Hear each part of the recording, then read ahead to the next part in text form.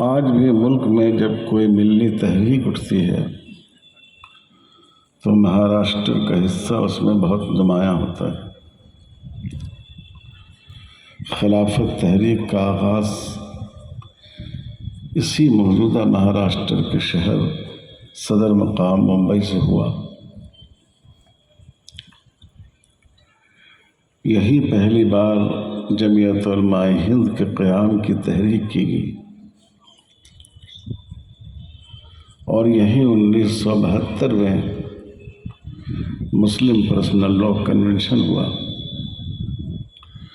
جس کے بارے میں ایک قداور زمانہ شناس عالم دین حضرت مولانا مفتی عتیق الرحمن صاحب عثمانی رحمۃ اللہ علیہ نے فرمایا کہ آج پورے ملک میں کسی شہر اور قصبے میں اگر لوگ کسی قابل ذکر دینی اور ملی شخصیت کے بارے میں دریافت کریں کہ وہ کہاں ہیں تو ان کا جواب ایک ہی ہوگا کہ وہ ممبئی کے اس کنونشن میں ہیں۔ اسی کنونشن کے نتیجے میں All India Muslim Personal Law Board کا قیام عمل میں آیا۔ پچھلے دنوں جب UCC کا مسئلہ چل رہا تھا تو سب سے زیادہ جس ریاست سے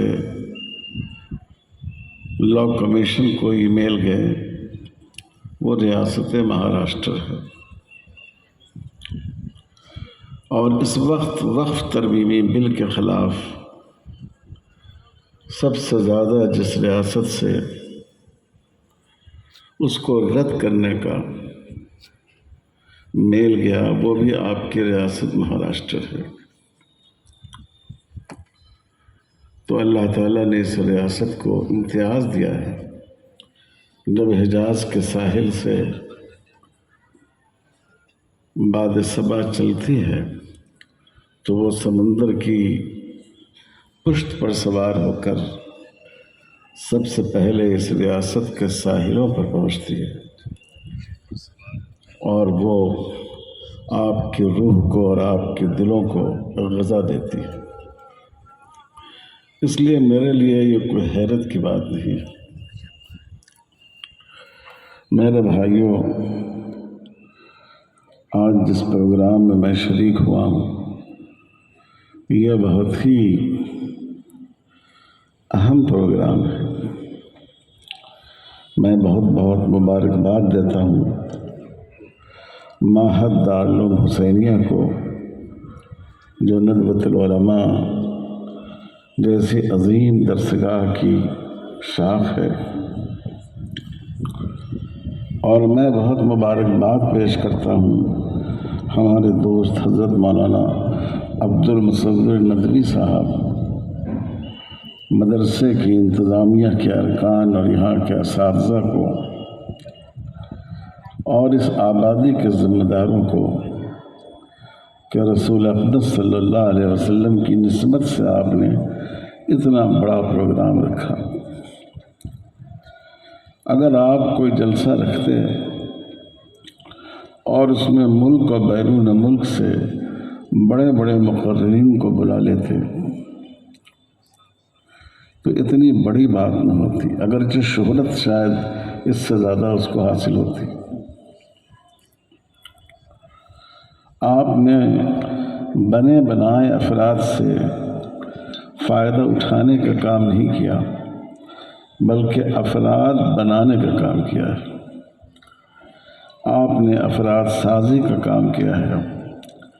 تقریر کے میدان میں، نعت نبوی صلی اللہ علیہ وسلم کے میدان میں ہماری نوجوان نسل کو تیار کرنا اور ان کی صلاحیتوں کا رخ اچھی باتوں کی طرف موڑنا، یہ بہت بڑا کام ہے۔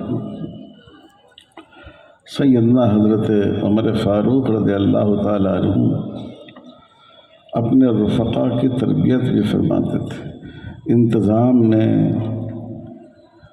اور شریعت کی رم شناسی میں تو تھے ہی بہت اعلیٰ درجہ پر، کہ حضور نے فرمایا لو کان بعدی نبی لکان عمر، عمر مزاج نبوت سے اتنے قریب ہیں کہ اگر میرے بعد کوئی نبی ہوتے تو حضرت عمر ہوتے، لیکن اللہ تعالیٰ نے ان کو تربیت کی بھی غیر معمولی صلاحیت عطا فرمائی تھی۔ ایک بار بہت سے صحابہ جمع تھے، حضرت عمر نے کہا آؤ تعالوا نتمنا، آؤ ہم سب تمنائیں کریں، آرزویں کریں کہ ہم کیا کرتے ہیں، ہم کیا کرنا چاہیے۔ آدمی جب خواب دیکھتا ہے تو تعبیر پیدا ہوتی ہے، آدمی جب آرزو کرتا ہے تو آرزو وجود میں آتی ہے۔ تو حضرت مختلف صحابہ نے کہا، کسی نے کہا کاش ہمارے پاس اتنا درہم جمع ہو جائے کہ جس مکان میں ہم لوگ بیٹھے ہیں یہ پورا مکان بھر جائے اور ہم اس کو خیر کے کاموں میں تقسیم کر دیں۔ ایک صاحب اور آگے بڑھے، انہوں نے کہا کاش ہمارے پاس اتنی مقدار میں دینار جمع ہو جائیں۔ آپ جانتے ہیں کہ درہم چاندی کا سکہ ہوتا ہے اور دینار سونے کا سکہ ہوتا ہے، بہت زیادہ قیمتی ہوتا ہے۔ 20 دینار 87.5 گرام سونے کے برابر ہے۔ انہوں نے کہا کہ کاش ہمارے پاس اتنے دینار ہوتے اور ہم ان کو لوگوں میں تقسیم کر دیتے۔ ایک اور صحابی نے کہا کہ میرا تو جی چاہتا ہے کہ اتنی مقدار میں ہمارے پاس ہیرے اور جواہرات ہوتے، کیونکہ آپ جانتے ہیں کہ ہیرا چاندی اور سونے سے زیادہ قیمتی ہوتا ہے، اور میں ان کو خیر کے کاموں میں تقسیم کر دوں۔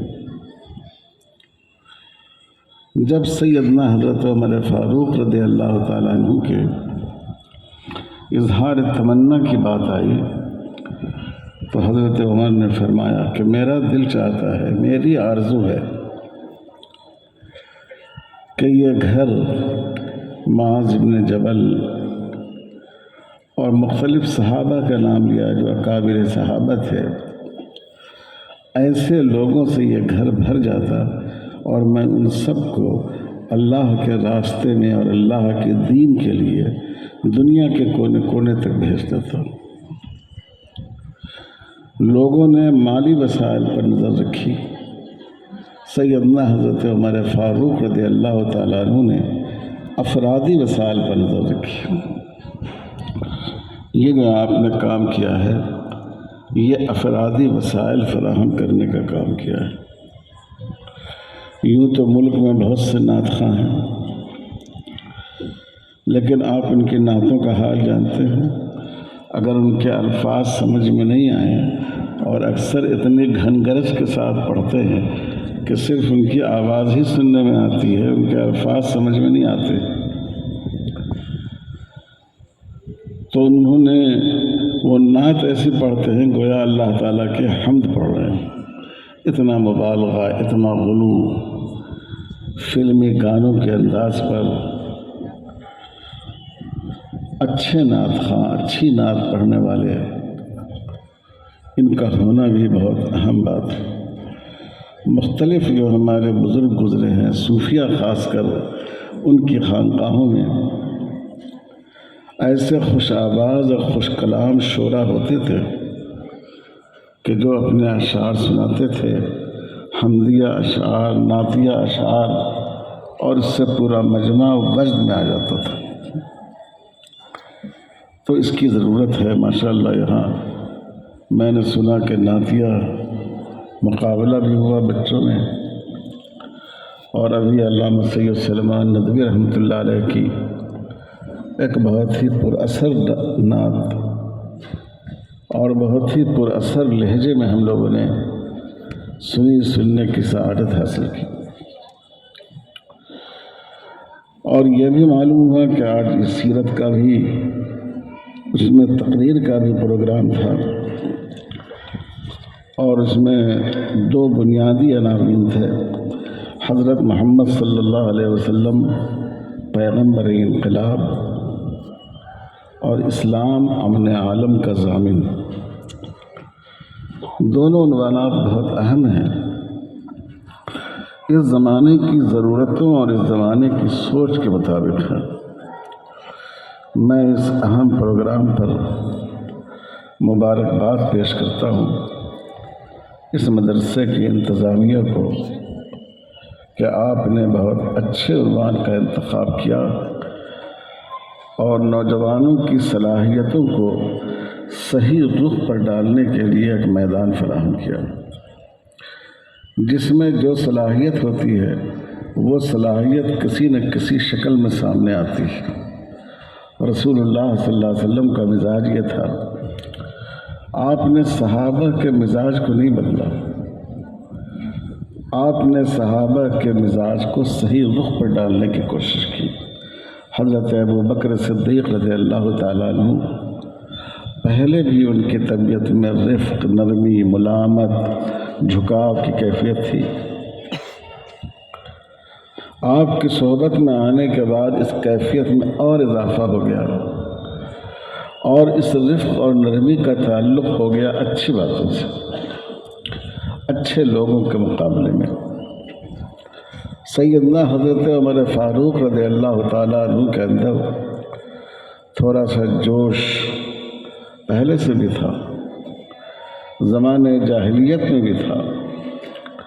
حضور صلی اللہ علیہ وسلم نے مزاج نہیں بدلا بلکہ اس مزاج کا رخ بدل دیا۔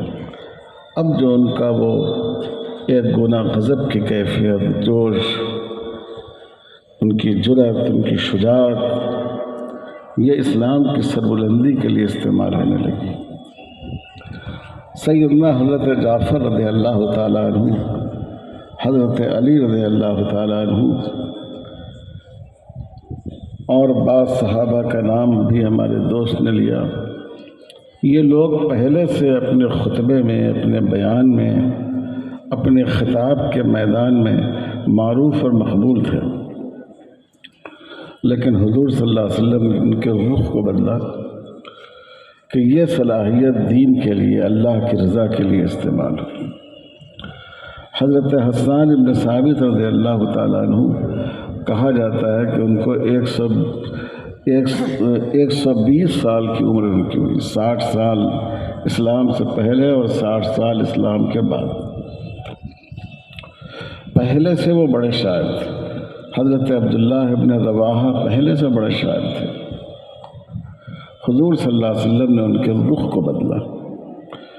تو بعض لوگوں میں گنگنانے کی فطری صلاحیت ہوتی ہے، بعض لوگوں میں بولنے کی اور خطاب کرنے کی فطری صلاحیت ہوتی ہے۔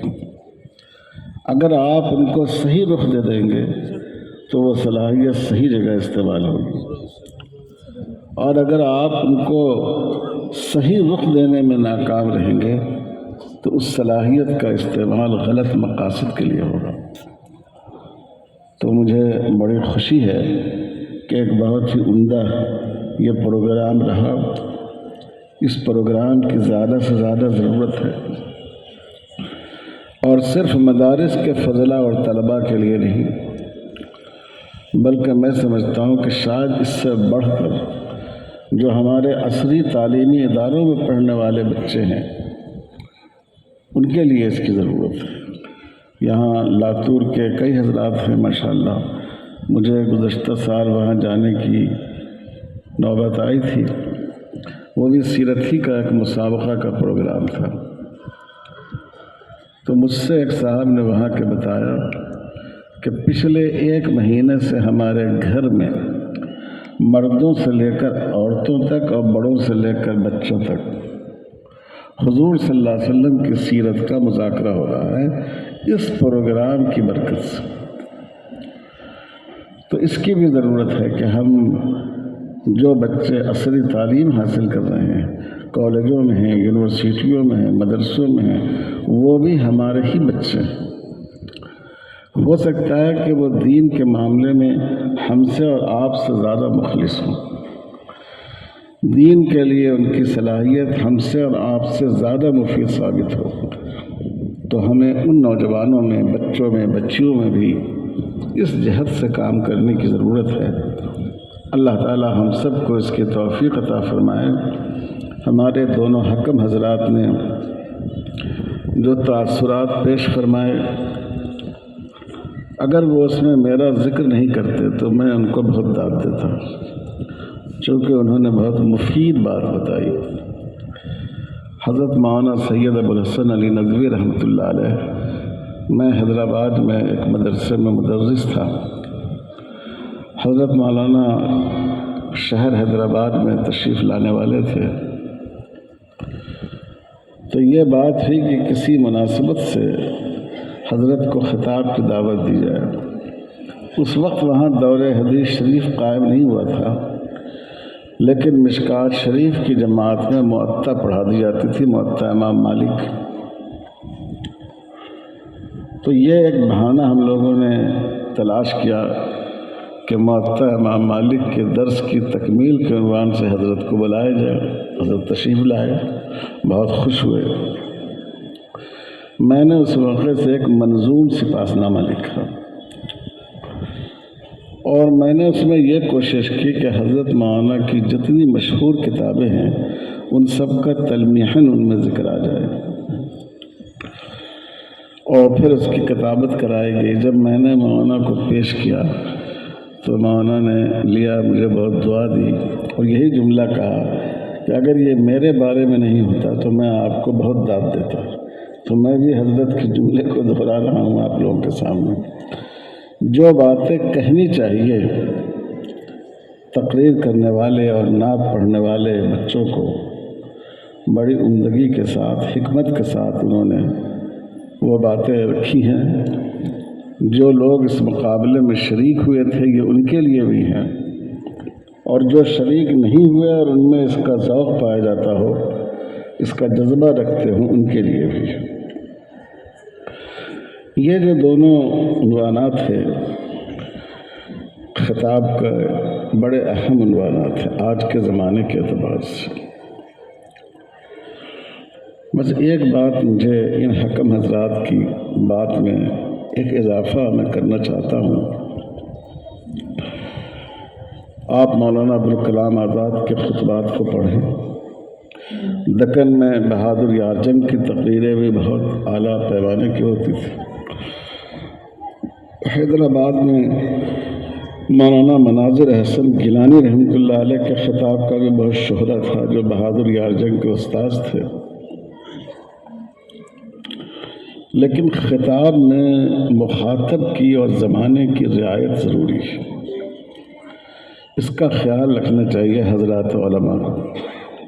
اگر آپ غبار خاطر یاد کر کے آ جائیں، اگر آپ مولانا آزاد رحمۃ اللہ علیہ کا جو خطاب ہے حضور صلی اللہ علیہ وسلم کی ولادت باسعادت پر، یا علامہ شبلی نعمانی رحمۃ اللہ علیہ نے جو ارشادیہ لکھا ہے سیرت النبی میں آپ صلی اللہ علیہ وسلم کی اس دنیا میں آمد پر، اتنی خوبصورت زبان، ہیرے اور موتی سے تشبیہ دیتے ہیں، لیکن ہیرے اور موتی خود بے جان ہوتے ہیں اور وہ کسی میں زندگی پیدا نہیں کر سکتے، لیکن یہ جو ہمارے خطبات ہیں ان کے الفاظ لوگوں میں زندگی کی روح پھونک دیتے تھے۔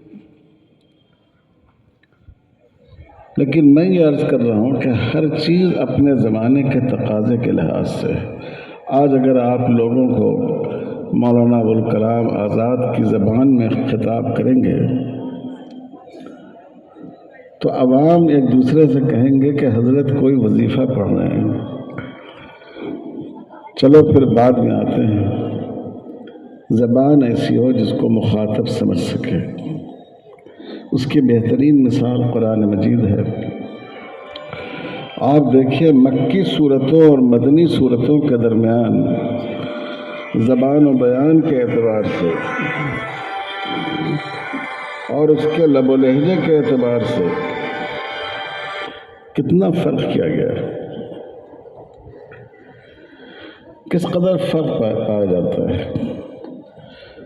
مدنی صورتوں میں مضامین بہت سلیس انداز میں بیان کیے گئے ہیں، سادہ الفاظ میں،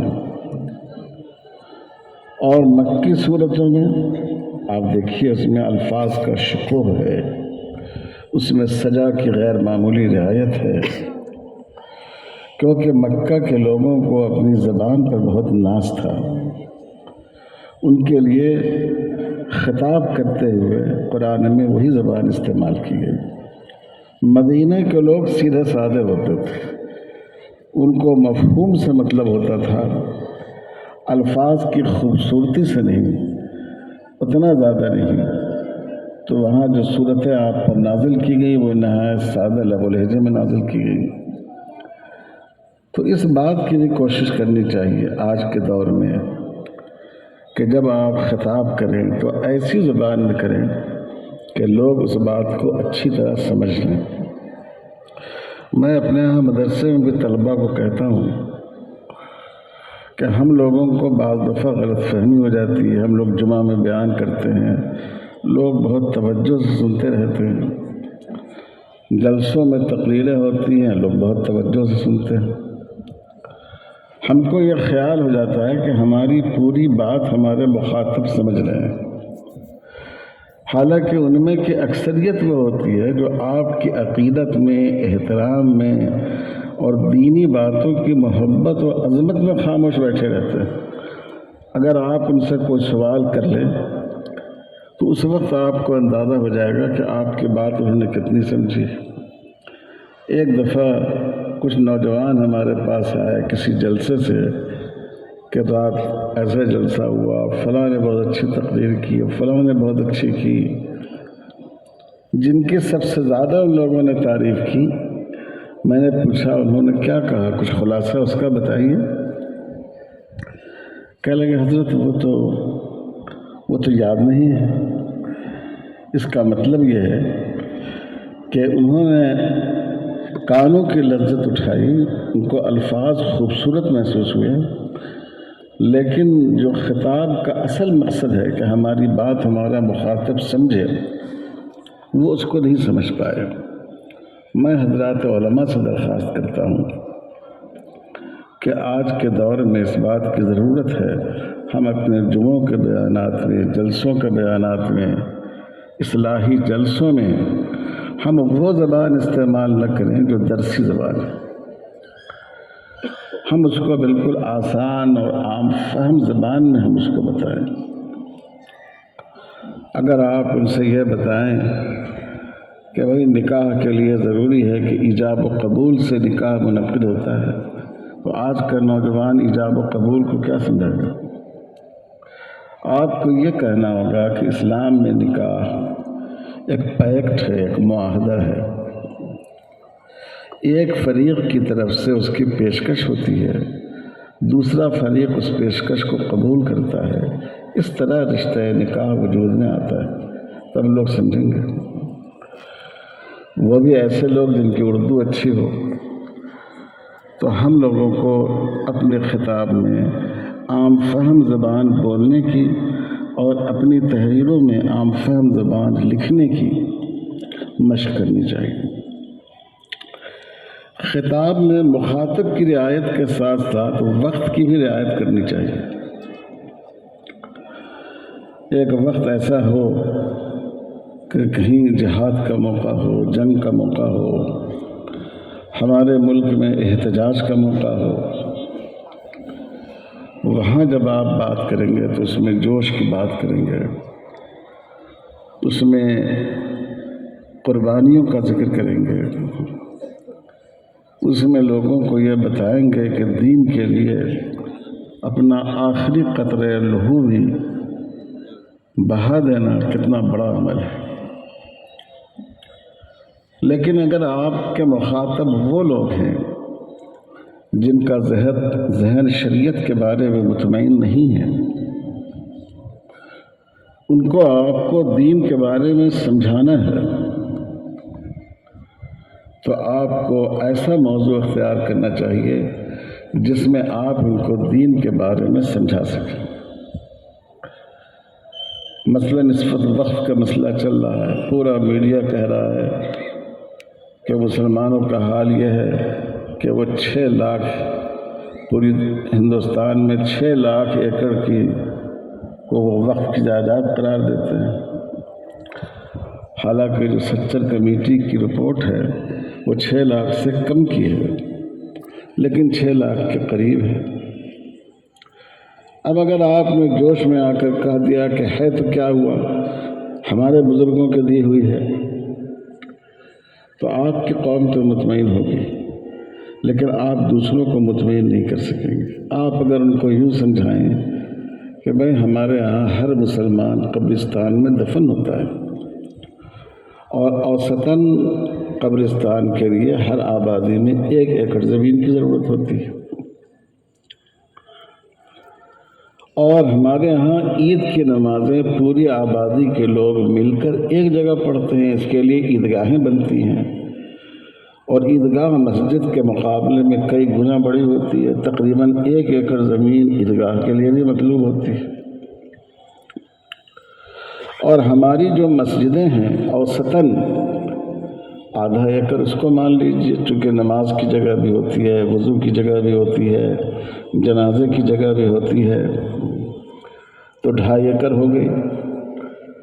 اس کا مطلب یہ ہے کہ ہر مسلم آبادی میں جہاں مسلمانوں کے قابل لحاظ آبادی ہو، کم سے کم 2.5 ایکڑ کا وقف ہونا چاہیے۔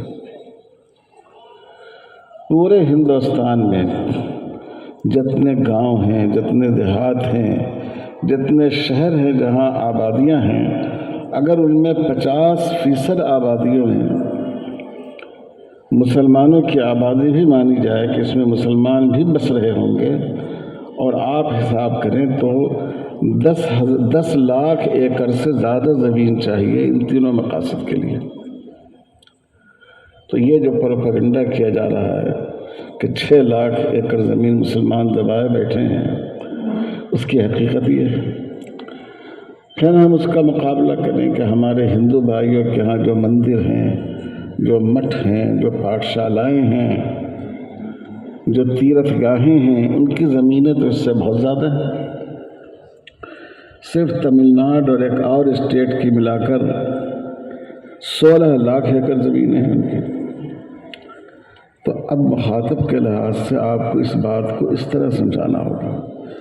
اگر صرف جوش جذبے کے ساتھ آپ نے اپنی بات کہہ دی تو لوگوں کا خون تو گرم ہو جائے گا، لیکن وہ بات سمجھ نہیں سکیں گے اور دوسروں کو سمجھانے کے لائق نہیں ہو سکیں گے۔ اس لیے آج کے حالات میں بہت زیادہ ضرورت ہے حضرات علماء سے میں درخواست، آج کتنے مسائل اٹھے ہوئے ہیں، بیٹے اور بیٹی کے حق میراث میں فرق کیوں کیا جاتا ہے، مرد کو کیوں 1 سے زیادہ نکاح کی اجازت ہے، عورت کو نہیں ہے، طلاق کی گنجائش شریعت میں کیوں رکھی گئی ہے، کوئی آدمی اپنی مرضی سے کسی بچے کو گود لینا چاہے تو اس کو گود لینے کی اجازت کیوں نہیں دی جاتی ہے، اگر باپ کا انتقال ہو گیا دادا کی موجودگی میں تو پوتے کو اس سے میراث کیوں نہیں ملتی ہے، اور اس کا متبادل اس کے لیے کیا ہے۔ یہ وہ سوالات ہیں جو آئے دن لوگوں میں اٹھتے رہتے ہیں۔ اگر مردوں کے لیے پردہ نہیں ہے تو عورتوں کے لیے پردہ کیوں ہے؟ ہمارے یہاں تو چہرے کے پردے کی بحث ہوتی ہے۔ میں کینیڈا گیا ہوا تھا اور ٹورنٹو میں ایک جگہ وہ لے کر جا رہے تھے مجھے، پہلے دن جو لے گئے تو بہت کم وقت میں پہنچ گئے، دوسرے دن جو لے کر گئے تو کافی وقت لگ گیا۔ میں نے پوچھا کہ اتنا زیادہ ٹائم کیوں لگ گیا؟ کہنے لگے کہ اصل میں آج یہاں ایک جلوس نکلا ہے عورتوں کا، اور انہوں نے اس طرح جلوس نکالا ہے کہ ان کے سینے کھلے ہوئے ہیں، صرف ایک گویا زیر جامہ پہن کر وہ احتجاج پر آئی ہیں۔ ان کا مطالبہ یہ ہے کہ اگر مردوں پر سینہ چھپا کر رکھنے کی قانونی پابندی نہیں ہے تو ہم پر اس کی پابندی کیوں؟ تو یہ جو فیمنزم ہے، الحاد کی بہت بڑی قسم اس زمانے میں وہ ہے جس کو فیمنزم کہتے ہیں۔ آج جو علماء ہیں ان کے لیے ضروری ہے کہ وہ ان حقیقتوں کو لوگوں کو بیان کریں، اس کے لیے ڈاٹا جمع کریں۔ ایک مرد اگر سینہ کھول کر جائے اس کا کیا اثر پڑے گا معاشرے پر، اور اگر خدا نخواستہ کوئی عورت سینہ کھول کر جائے تو اس سے جرائم میں کیا اضافہ ہوگا اور معاشرے میں کیا برائیاں پیدا ہوں گی۔ تو یہ بھی میں درخواست کرتا ہوں کہ آج ہم کو آج کے مخاطب کے لحاظ سے ہمیں خطاب کرنا چاہیے.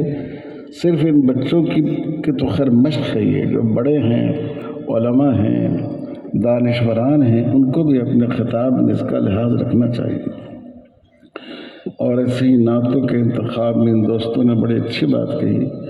ماشاءاللہ اردو میں بہت اچھے شعرا گزرے ہیں، نعت گو بھی، بلکہ شاید کچھ بڑا شاعر ایسا ہو جس نے نعت نہ کہی ہو.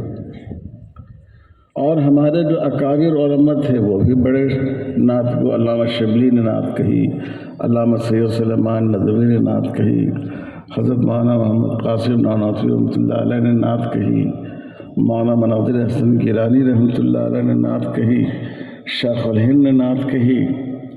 حضور صلی اللہ علیہ وسلم سے محبت کا جذبہ بے قرار اتنا رہا ہے علماء میں کہ تقریباً تمام اکابر نعتی اشعار کے ہیں.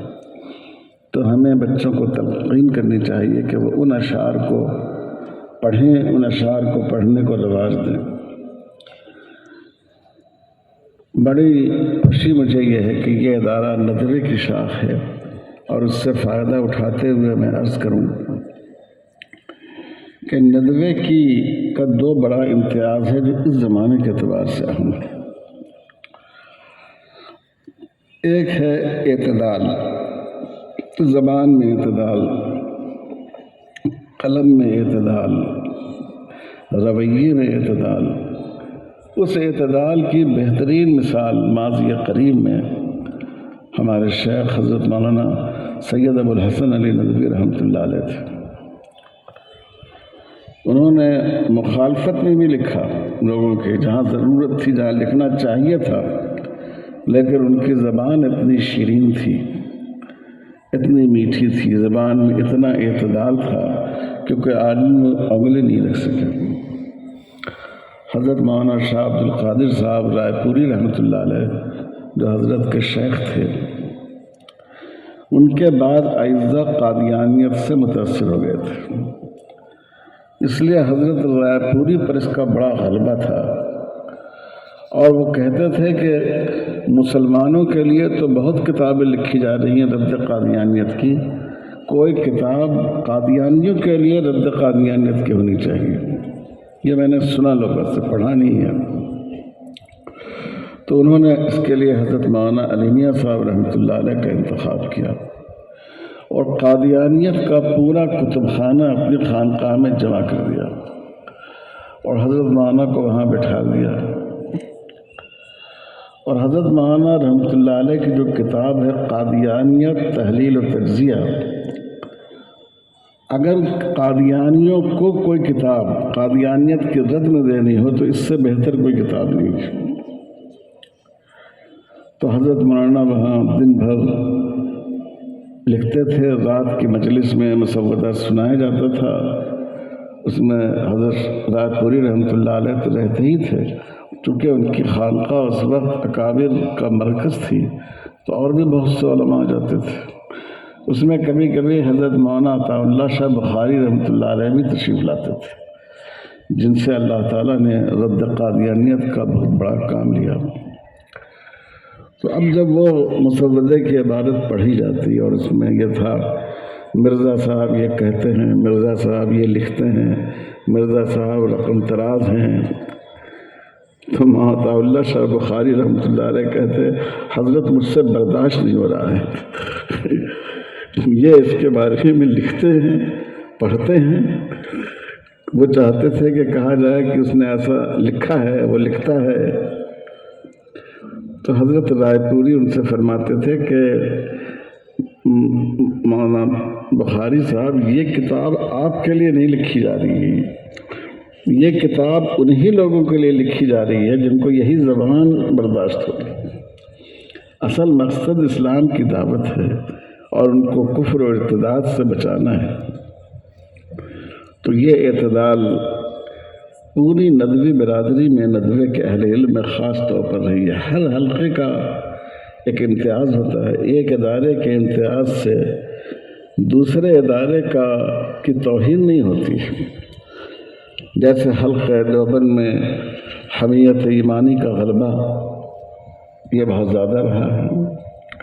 اسی طرح ندوے کے حلقے میں حمیت ایمانی کے ساتھ ساتھ اظہار میں اعتدال، یہ ایک خاص وصف رہا ہے۔ یہ آپ کو علامہ شبلی نعمانی رحمۃ اللہ علیہ کے یہاں بھی ملے گا، علامہ سید سلیمان ندوی رحمۃ اللہ علیہ کے یہاں بھی ملے گا، حضرت مولانا علی میاں صاحب کے یہاں بھی ملے گا، حضرت مولانا عبدالباری ندوی کے یہاں بھی ملے گا۔ آج کے دور میں اس کی بڑی ضرورت ہے۔ دوسری چیز جو میں کہنا چاہتا ہوں وہ یہ کہ ہمارے علماء دیوبند نے، میرا تعلق خود دیوبند سے ہے، انہوں نے دفاع دین کا کام ایک محاذ پر کیا ہے، وہ محاذ ہے رد قادیانیت کا، وہ محاذ ہے رد نیچریت کا، وہ محاذ ہے انکار حدیث کے رد کا۔ ان موضوعات پر اتنا کام کیا ہے علماء دیوبند نے کہ تاریخ عالم میں اس کی مثال مشکل سے ملے گی۔ ہمارے بزرگان ندوے نے ایک دوسری جہت پر دفاع دین کا بڑا اہم کام انجام دیا، اور وہ ہے رد استشراق، مغرب سے الحاد کا جو فتنہ اٹھ رہا تھا اور جس کے بارے میں یہ اندیشہ تھا کہ وہ پوری دنیا کو متاثر کرے گا، اور واقعی آج بھی کر رہا ہے، اس کے رد میں سب سے زیادہ خدمت بر صغیر میں علماء ندوہ نے کی۔ بر صغیر کیا، میں پورا عالم اسلام کہہ سکتا ہوں۔ اسی لیے آپ کو علامہ شبلی رحمۃ اللہ علیہ کے ہاں، علامہ سید سلیمان ندوی کے ہاں، مولانا سید ابو الحسن علی ندوی کے ہاں، مولانا عبدالباری ندوی کے ہاں، مولانا مسعود عالم ندوی کے ہاں، اور بھی جو دیگر حضرات ہیں، آپ دیکھیں کہ مغرب سے جو اعتراضات اٹھے ہیں انہوں نے بہت گہرائی کے ساتھ اس کا جائزہ لیا ہے۔ آج کے دور میں بھی دونوں فتنوں پر توجہ کی ضرورت ہے۔ ایک فتنے پر تو ہم لوگوں کی توجہ ہے، جیسے قادیانیت کا فتنہ ہے، اس پر لٹریچر بھی بہت ہے، لیکن جو دوسرا فتنہ ہے الحاد کا فتنہ، دین کے انکار کا فتنہ، یہ فتنہ اس وقت بہت بڑھا ہوا ہے۔ کوئی شخص قادیانی ہو جائے، خدا نخواستہ عیسائی ہو جائے، خدا نخواستہ ہندو ہو جائے، مرتد ہو جائے، پورے سماج میں کوہرام مچ جاتا ہے۔ لیکن ایک ارتداد وہ ہے جو دبے پاؤں چلا رہا ہے، جو ہماری کالجوں میں، ہماری یونیورسٹیوں میں، ہمارے بچوں میں، ہماری بچیوں میں مغربی تہذیب کے غلبے کی وجہ سے، مغربی فکر کے غلبے کی وجہ سے جو سوالات اٹھ رہے ہیں، کبھی آپ اس کو ایکس مسلم کی شکل میں سنتے ہیں، کبھی مستشرقین کی شکل میں، یہ فتنہ اس وقت سارے فتنوں سے بڑھا ہوا ہے۔ ہمارے آپ کے گھروں میں جو ہمارے بچے ہیں، جو عصری تعلیمی اداروں میں پڑھتے ہیں، اگر وہ کسی دینی جماعت سے وابستہ نہیں ہیں تو ان کا ذہن بھی اسلام کے بارے میں، ان کے ذہن میں بھی شکوک و شبہات کے کانٹے چبھتے رہتے ہیں۔ جیسے ہمارے ملک میں نے آپ سے عرض کیا کہ مسلم پرسنل لاء کا مسئلہ ہے، ہم لوگ دن رات اس سے دوچار ہوتے ہیں۔ جتنے کیس شریعت کے خلاف سپریم کورٹ میں دائر ہوتے ہیں وہ برادران وطن کی طرف سے شاذ و نادر، زیادہ تر ان لوگوں کی طرف سے، ان مردوں اور عورتوں کی طرف سے جن کے نام مسلمانوں کی طرح کے ہیں۔ ہم یہ تو نہیں کہتے کہ وہ مسلمان ہیں، لیکن ان کے نام مسلمانوں کے ہیں۔ تو میں حضرات علماء کرام سے اور آپ سب حضرات سے درخواست کرتا ہوں، یہ بہت بڑا فتنہ، اسی فتنے میں یہ فیمنزم ہے۔ فیمنزم کیا ہے؟ مرد و عورت کے مساوات کا نعرہ، مرد و عورت میں کوئی فرق نہیں ہونا چاہیے۔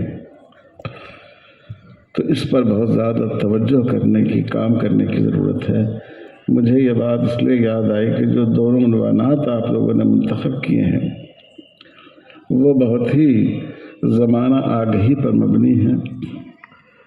کیونکہ آج دنیا میں جتنے نعرے لگ رہے ہیں انسانیت کے نام پر، ان سب کی روشنی لوگوں نے حاصل کی ہے اسلام ہی سے۔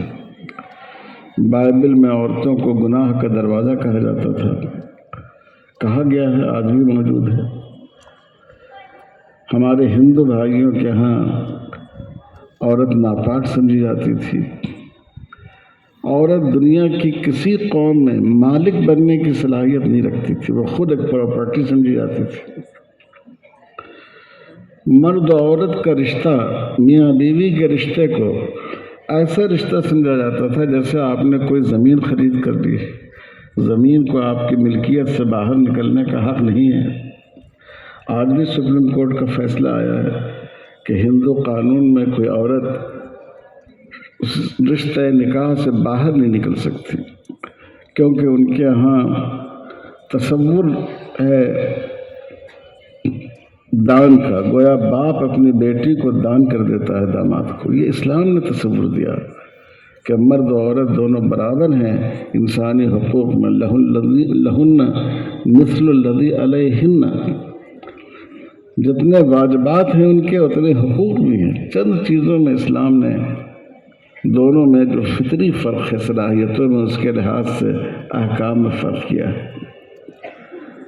تو بہت زیادہ ضرورت اس بات کی ہے کہ ایسے موضوعات پر ہم خود تیار ہوں، ہم لوگوں کو تیار کریں اور ہم اس لائق بنیں کہ لوگوں کی غلط فہمیوں کو، نوجوان نسل کو ان کی زبان میں ہم اپنی بات سمجھا سکیں۔ ابھی مغرب بعد 7 بجے سے 7:30 بجے تک بورڈ کی ایک آن لائن میٹنگ تھی۔ اس میٹنگ کا موضوع یہ تھا کہ عدالت میں جو مختلف مقدمات مسلم پرسنل لاء کے خلاف چل رہے ہیں، طلاق کا مسئلہ ہو، پولیگیمی کا مسئلہ ہو اور مسائل ہو، اس میں ڈاٹا کلیکشن کرنے کی ضرورت ہے۔ یہ جو ڈاٹا ہے یہ کیا ہے؟ جیسے ہم نے اپنی کتابوں میں پڑھا ہے کہ دلیل ایک عقلی ہوتی ہے اور ایک استقرائی ہوتی ہے۔ لوگوں کو دیکھ کر، لوگوں کے تعامل کو دیکھ کر ایک رائے قائم کی جاتی ہے، وہ دلیل استقرائی کہلاتی ہے۔ آج ڈاٹا کی وہی حیثیت ہے کہ اگر آپ یہ کہتے ہیں کہ طلاق کے بعد عورت بے سہارا ہو جاتی ہے، تو اگر ہم ایک ڈاٹا تیار کریں کہ فلاں شہر میں، فلاں اسٹیٹ میں 1000 عورتوں کو طلاق واقع ہوئی، اس میں سے 5 ہی عورتیں ایسی ہیں جن کی پرورش کرنے والا کوئی نہیں تھا، ورنہ کسی کی پرورش اس کے باپ نے کی، کسی کو اس کے بھائی نے کی، کسی کو شوہر نے اتنا دے دیا تھا کہ اس نے اپنی پرورش کر لی۔ تو اب اس ڈاٹا کے ذریعے ہم اپنے مقصد کو ثابت کر سکتے ہیں کہ طلاق کی بنا پر یہ ضروری نہیں ہے کہ ایک عورت بے سہارا ہو جائے۔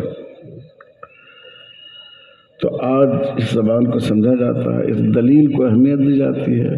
آج جو دلیل قبول کی جاتی ہے، آج جو زبان سمجھی جاتی ہے، آج جن مسائل کو لوگ سمجھنا چاہتے ہیں، جن کے بارے میں غلط فہمی پائی جاتی ہے، ان کو ہمیں اپنا موضوع بنانا چاہیے۔ 10 بجنے کے قریب ہے، غالباً 10 بجے تک مہاراشٹر میں اجازت ہوتی ہے پروگراموں کی۔ میں بہت شکر گزار ہوں اس پروگرام کے منتظمین کا کہ آپ نے ہمیں یہ سعادت بخشی، اتنا مبارک پروگرام جو رسول اقدس صلی اللہ علیہ وسلم کی سیرت طیبہ کے بیان اور حضور صلی اللہ علیہ وسلم کی نعت پاک سے متعلق تھا، اس میں آپ نے مجھے آنے کا موقع عطا فرمایا۔ میں آپ حضرات کا اور آپ کے واسطے سے مہاراشٹر بھر کے مسلمانوں کا شکریہ بھی ادا کرتا ہوں اور آپ سے گزارش بھی کرتا ہوں کہ آئندہ بھی اس ملک میں مسلمانوں کی شناخت کی حفاظت کے لیے مسلم پرسنل لاء بورڈ جو کوشش کر رہا ہے، آپ کو جب جس بات کی دعوت دی جائے آپ ضرور اس میں شریک ہوں۔ آپ صرف اس قافلے میں شریک نہ ہوں بلکہ اس قافلے کے مقدمۃ الجیش ہوں، اس کی قیادت آپ کریں۔ اللہ تعالی ہم سب کو توفیق عطا فرمائے۔ وہ کتاب تھی کہ رسم اجرا کرنی تھی مفتی صہیب صاحب کی، لائیے.